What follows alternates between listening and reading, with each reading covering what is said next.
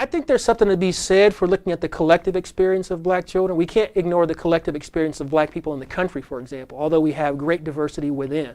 So I think it's this sort of this dance between attending to the collective experience, but also looking at individual children, if we're talking about children in this case, individual children and their trajectories, and understanding how some children are impacted and affected and how their experiences are shaped by the collective history.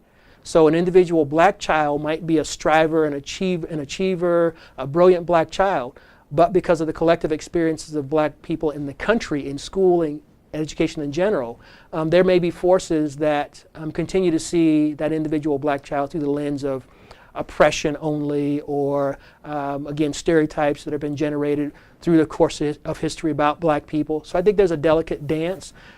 So we don't want to ignore history, we don't want to ignore collective experience, but we also want to allow some room in the research, in the kind of teaching practice that we engage in, and the kind of school organization structures that we build to attend to individual differences. And I think when we say black children, there's a tendency to think initially along those collective lines, take the master narrative, the collective storyline, and apply it to all children. So if that's the case, we never hear about the brilliant children. And they're all brilliant, but we never hear about the children, the brilliance of the children. We only hear about the negative outcomes.